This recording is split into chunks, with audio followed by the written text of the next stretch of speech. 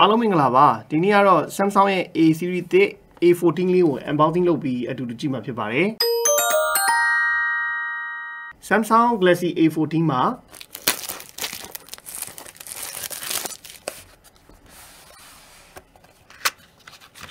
Type C ဂျိုးဖုန်းရဲ့ Type C ဂျိုးတွေပဲပါပါတယ်ဒီမှာတော့ကျွန်တော်ရေးပေးထားပါတယ် Infinity V display notch နဲ့ပဲလာမယ် travel camera ဆက်လက် fingerprint ကတော့ side mount fingerprint အနေနဲ့ပါတယ်ပေါ့ကဲဖွင့်ကြည့်အောင် A14 ရဲ့ back ကပါလေးပါ vertical line ချင်းလေးတွေကျွန်တော်တို့ထည့်ပေးထားတာလှတယ်ပေါ့နော်နောက်ပြီးတော့သူ့ရဲ့ဒီ back ကပါက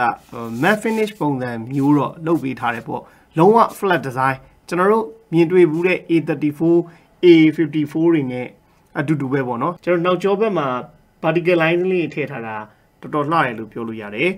ကင်မရာအနေနဲ့ကတော့15 megapixel main camera 5 megapixel ultra wide lens 2 megapixel macro camera ပါဝင်မှာဖြစ်ပါတယ် body design တိစောက်ပုံအားလုံးကကျွန်တော်တို့ရခင် A34 A54 တွေနဲ့ဆင်ပြီးလုံးဝရှေ့နောက် flat design ကိုသုံးပေးထားတာဖြစ်ပါတယ်အပေါ်မှာတော့ mic port ပါမယ် volume up down ရယ် power button မှာပဲကျွန်တော် fingerprint လေးတက်ဆင်ပေးထားတာကိုတွေ့ရတယ်အောက်ဘက်ချမ်းမှာတော့ speaker Type C mic ရယ်နှစ်ချက်ပေါက်ပါမယ်ပေါ့ကျွန်တော်ဒီဘက်ချမ်းမှာတော့ sense slot လေးထည့်သွင်းပေးထားတာကိုတွေ့ရပါတယ်30 megapixel selfie camera ကိုတက်ဆင်ပေးထားပြီးတော့ 6.6 inch PLS LCD Full HD resolution ကိုကျွန်တော်တို့ကြည့်ရှုခန်းစားရမှာဖြစ်ပါတယ်။ကြည့်ရတော့ကျွန်တော်တို့ဖွင့်ကြည့်အောင်ပေါ့နော်။ကျွန်တော်ဖုန်းရဲ့အထူက 9.2 mm ရှိတယ်ပေါ့နော်။ battery 5000 mAh ကိုအလေးချိန်ကတော့200 gram ကျော်ရှိတယ်201 gram လောက်ရှိတယ်လို့ပြောတယ်။ဒါပေမဲ့ဟိုကင်မရာဘက်နေရတော့ဒီမှာမြင်နေတိုင်းပေါ့ကျွန်တော်တို့အရင်ထိုးထွက်နေတာတော့မရှိဘူး။ charging အနေနဲ့ကတော့15 watt fast charging support ပေးတယ်ဒါပေမဲ့ကျွန်တော်တို့ဝယ်သုံးရပါမယ် Samsung ရဲ့ထုံးစံတိုင်းကတော့သူ့ LCD ဖြစ်သွားလဲရုပ်ထွက်အနေထားကညံ့ညံ့ညွန့်ကြည့်လို့ရတယ် Full HD resolution ဖြစ်တာလဲပါတယ်ပေါ့နော် brightness ကတော့ကျွန်တော်တို့ဒါ3ညွန့်တချိုးလောက်ပဲရှိရဲ့အနေထားမှာတော်တော်လင်းပါတယ်เนาะကျွန်တော်တို့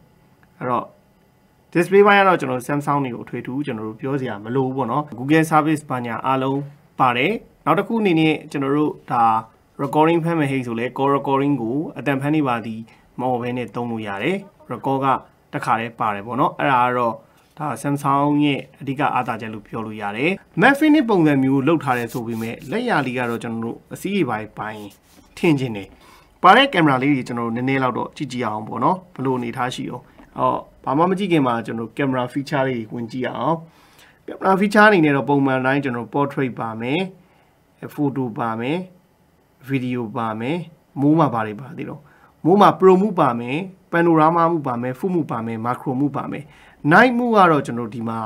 ဟိုပါတယ်ဆိုပြီးတော့မထိထားဘူးเนาะ night မှုကတော့မတွေ့ပါဘူးဒါ A13 တော့လည်းကျွန်တော် night မှုထည့်ပြီးထားတာကိုမတွေ့ဘူးဗျထူးထူးဆန်းဆန်းဆိုအခု A14 မှာလည်း night မှုတော့မပါဘူးတကယ်လို့ကျွန်တော်15 megapixel ရိုက်ချင်တော့ဒီမှာရိုက်လို့ရတယ်ပေါ့ကျွန်တော်ပုံနှင်းငယ်တော့စမ်းပြလိုက်မယ်နောက် 0.5 ကဒါကျွန်တော် ultra wide lens ကကြတော့ကျွန်တော်တို့5 megapixel ultra wide lens ပါတယ် digital zoom ဘယ်လောက်ရတော့ digital zoom ကတော့ပုံမှန်တိုင်းပဲကျွန်တော် 1080 digital zoom ရပါမယ်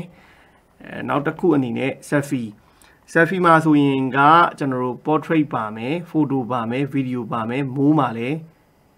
ဘာပါမလို့အတူတူပဲပေါ့နော်ကျွန်တော်အခုနဟာတွေအတိုင်းပဲအဲ့တော့ video မှာကကျွန်တော် Full HD 13 fps ပဲရမယ်ကျွန်တော်တို့ main camera ရဲ့ video main sensor ရဲ့ video တစ်ချက်ကြည့်အောင်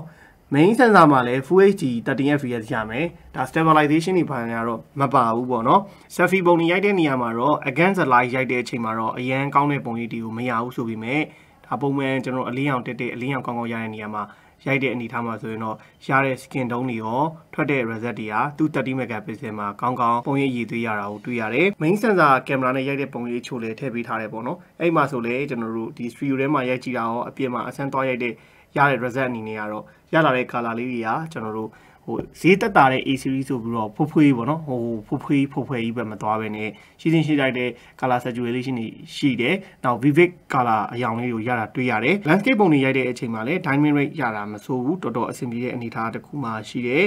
နောက် ultra wide lens ကတော့ဒီဈေးဝန်းကျင်မှာရှိတဲ့ကင်မရာတွေရဲ့ထုံးစံတိုင်းပဲပေါ့ကျွန်တော် ultra wide lens နဲ့ရိုက်တဲ့အချိန်မှာတော့ detail နည်းနည်းပျောက်ချင်တယ်ဆိုပေမဲ့ပုံမှန် main camera နဲ့ရိုက်တဲ့နေရာမှာ portrait ပဲရိုက်ဒီ landscape ပဲရိုက်ရတဲ့ပုံတွေဟာရခင်မျိုးဆက်ဖြစ်တဲ့ A13 ထက်ပိုတိုးတက်လာတာကိုတော့တွေ့ရပါတယ်ကျွန်တော် speaker လေးအရင်နားထောင်ကြည့်အောင်ပေါ့နော် speaker ကတော့မြင်နေတိုင်းပဲကျွန်တော်တစ်လုံးဝင်ပါတယ်ပေါ့နော် mono speaker ဖြစ်ဖို့လေများပါတယ်အဲ့တော့နားထောင်ကြည့်အောင်ဒါတော့ဒါအခြေဆုံးပဲနော် speaker ပဲထွက်မယ်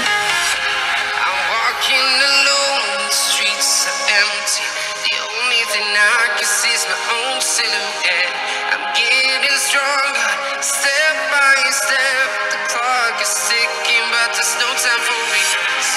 I've been flying from town to town. We are heroes tonight. We will fly above the sky. We are heroes tonight.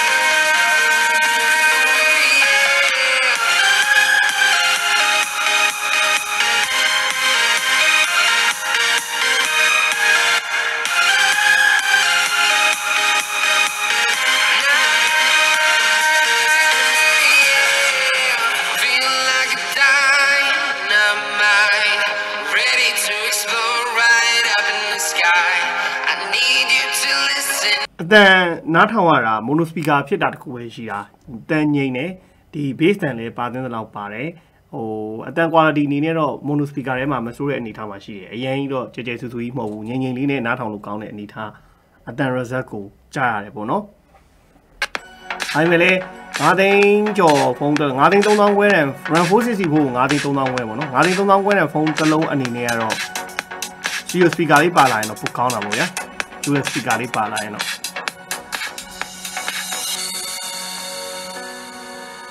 အဲ့တော့ကျွန်တော်တို့ A14 ရဲ့ LCD quality လေးပေါ့နော်တော်တော်ကောင်းပါတယ်ရုပ်ထွက်ကတော့ဟုတ်လားကျွန်တော်ဒါကတော့ပြောမနေတော့ဘူးလားကြည့်လိုက်တော့ color production ကတော့ဒါ Samsung နေရဲ့ဒီ PLS LCD ကလည်းတော်တော်အဆင်ပြေပါတယ်ကြည့်ရတာကျွန်တော်တို့ viewing angle လေးရပြင်းတဲ့လောက်ရတယ်ပေါ့နော်